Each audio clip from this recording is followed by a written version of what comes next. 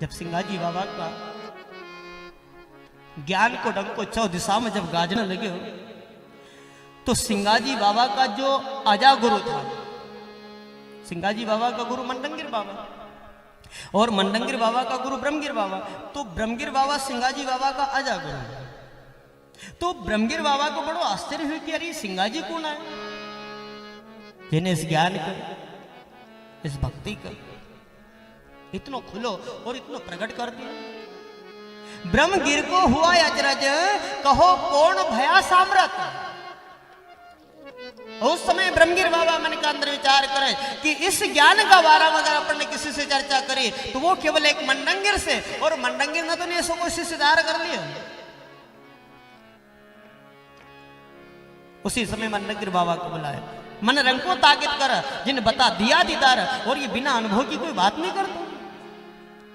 और वास्तविकता सत्य भी यही तो कि सिंगाजी बाबा ने एक शब्द भी कहे नहीं, तो किसी की कही बात नहीं, सुनी बात नहीं, अपनो स्वयं को निज अनुभव कहे। 4 वेद 6 शास्त्र से वेगला, ऊपर साखी 5, और सदगुरु प्रताप से बोलू वाणी साज। एक एक शब्द सिंगाजी बाबा अपनो अनुभव व्यक्त करता था। तो ब्रह्मगिर बाबा विचार करे कि बिना अनुभव की कोई बात नहीं करता। मंडंगिर बाबा से कहने लगे कि भैया मंडंगिरी सिंगाजी कौन है? अरे जो ज्ञान अभी तक गुप्त तो ओके ना, इतना खुलो और इतना प्रकट कर दियो। ये ज्ञान थारे गुप्त कहो किन्ने किया प्रकट, जेमन शंकर ब्रह्मा भी उलझाया सो भी पार नहीं पाया। और ये बिना निर्गुण की कोई बात नहीं करतो, निर्गुण की करतो बात। तो मंडंगिर बाबा कहते कि गुरु महाराज मखानी मालम की इतना सिद्ध हो जाएगा। अरे जैसो आपने मुझे एक दिन उपदेश दियो था नहीं, ऐसो मनो को एक दिन उपदेश कर दियो। लेकिन गुरु महाराज वो तो कि पूर्व जन्म की इतनी पूंजी थी, इतनी कमाई थी कि यहाँ होकर ज्यादा कहने की आवश्यकता नहीं पड़ी।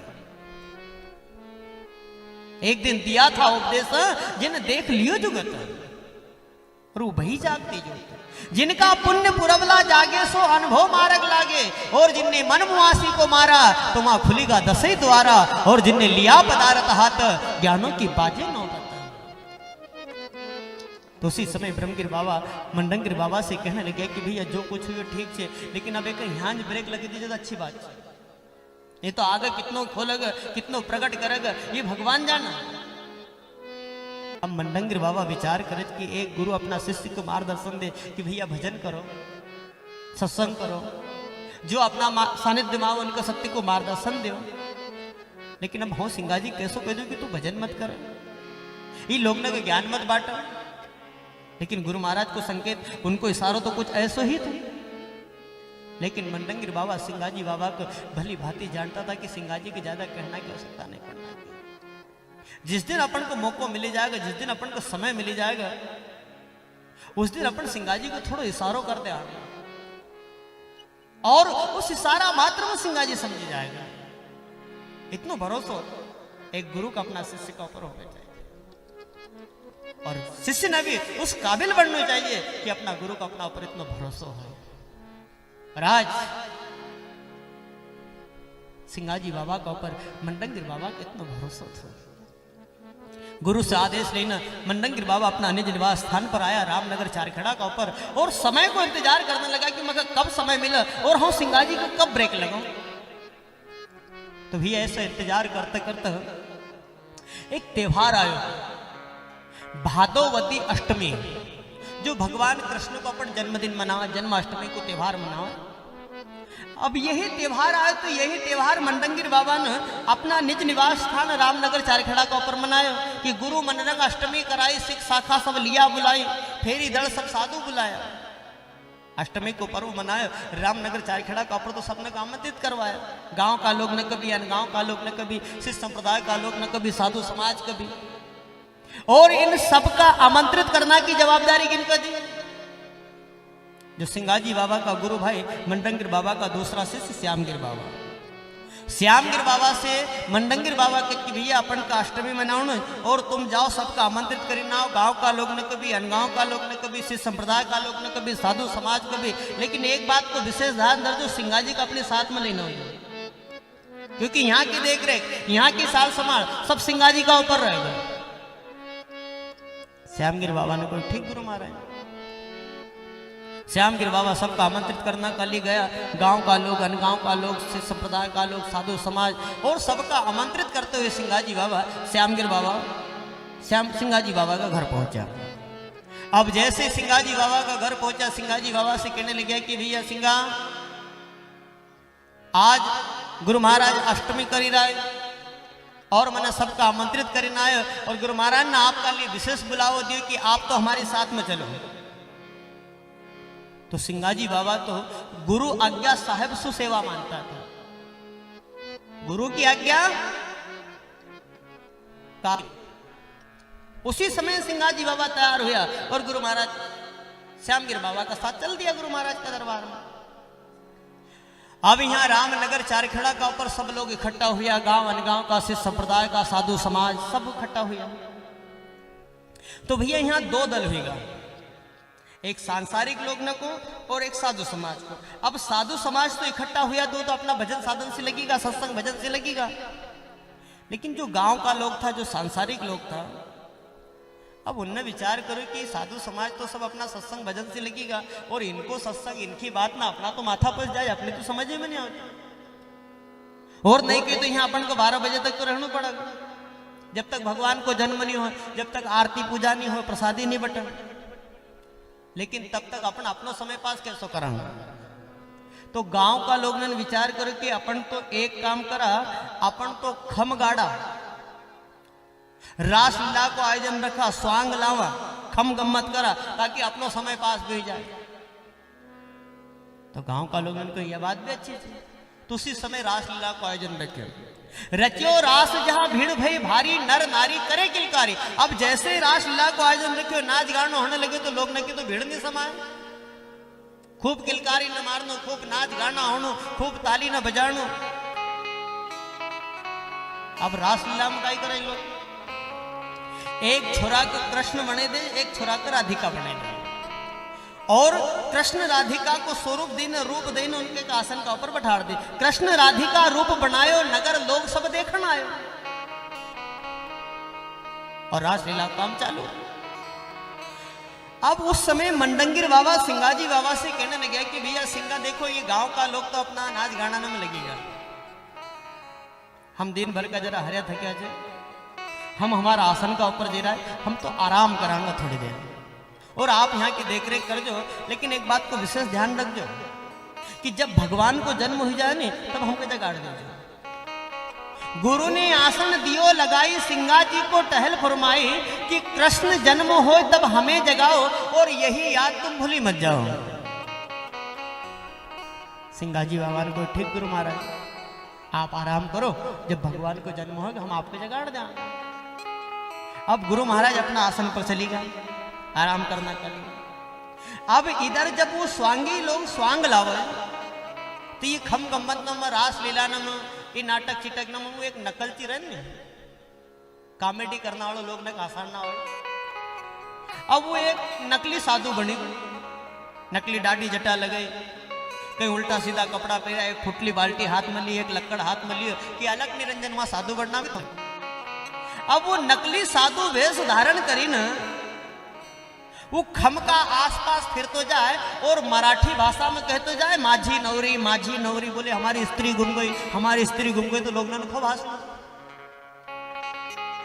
अब 2-4 परिक्रमा लगे, अब वहां कोई खवायल हो तो मिला, वो तो एक नाटक करो तो लोग ने हंसाने बात की।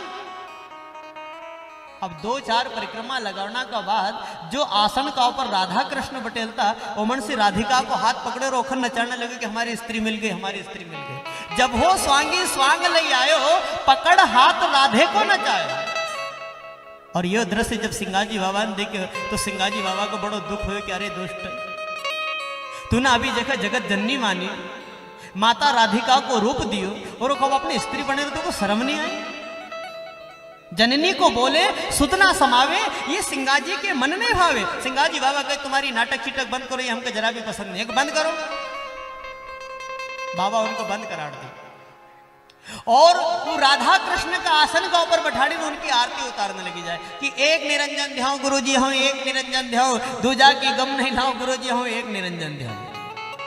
सिंगाजी बाबा उनकी आरती उतार रहे और उसी समय पूर्व दिशा से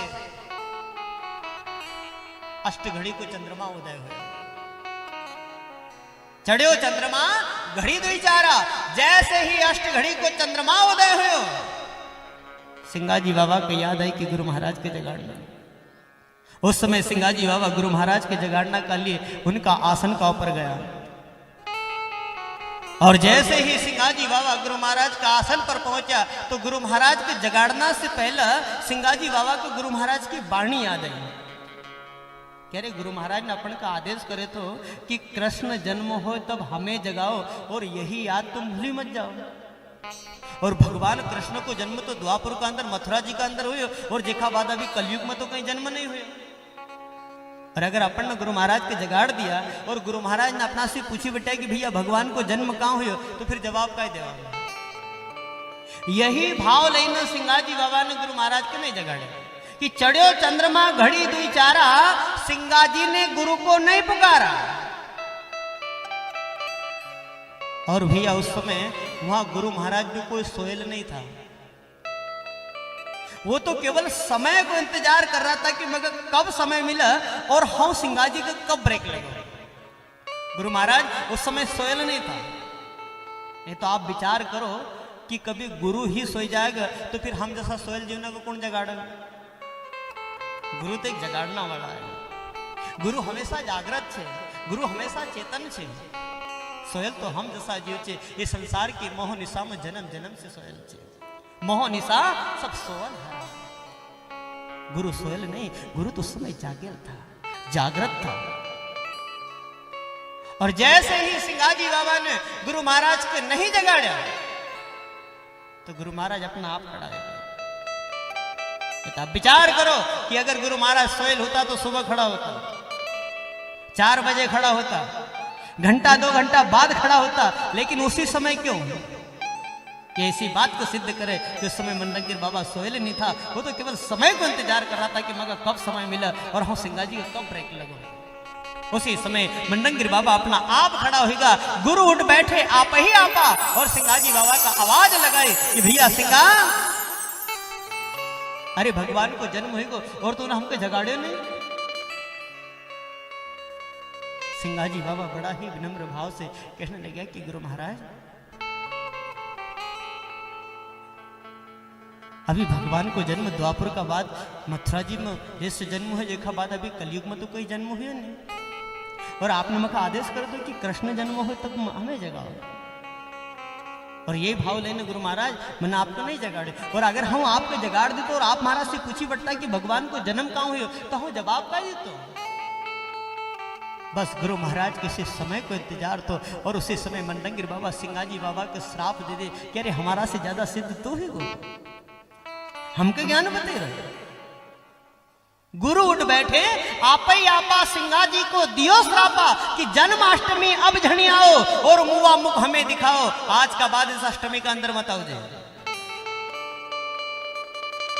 उस समय सिंगाजी बाबा तो इतना प्रसन्न हुआ, इतना प्रसन्न हुआ कि धन्य घड़ी धन्य भाग, आज गुरु महाराज ने हमारा ऊपर बड़ी कृपा कर दी। सिंगाजी तो दौड़ी लागे पाई, आज हमारी मुक्ति को संशय दियो मिटाई, और या बिरथा देही काल जो खावे और धन धन जन्म सफल मेरो होवे। आज गुरु महाराज ने सिंगाजी बाबा को श्राप नहीं आशीर्वाद दिया था। और आज सिंगाजी बाबा स्वयं इस बात को स्वीकार करे कि आज तक मुझे कोई चिंता थी तो केवल इससे अष्टमी की चिंता थी कि हमारी अष्टमी कैसे सुधरेगा। और सिंगाजी बाबा ने अष्टमी केवल इस शरीर को मानी थी, जो 5 तत्व और 3 गुण अष्ट प्रकृति से शरीर की रचना हुई। और आज गुरु महाराज ने ऐसा आदेश दिया कि आज का बाद इस अष्टमी के अंदर मत आ जाए। सिंगाजी बाबा को गुरु महाराज ने श्राप नहीं आशीर्वाद दिया। और आप जरा विचार तो करो कि गुरु का ऐसा कौन सा शब्द है कि जो अपना शिष्य का लिए श्राप साबित हो जाए। एक एक शिष्य मंत्र को काम करे, मंत्र मूलम गुरु आज्ञा। गुरु को एक एक शब्द शिष्य को कल्याण ही करेगा, हित ही करेगा। गुरु वाक्यम शिष्य से परम मंगलम। ऐसा गुरु को कोई शब्द नहीं है कि जो शिष्य को अमंगल कर दे, जो शिष्य को अहित कर दे। आज सिंगाजी बाबा के गुरु महाराज का द्वारा वो आशीर्वाद मिले कि आज का बाद तो किस अष्टमी का अंदर नहीं आना है। श्राप नहीं आशीर्वाद। सिंगा जी तो दौड़े लागे पाए।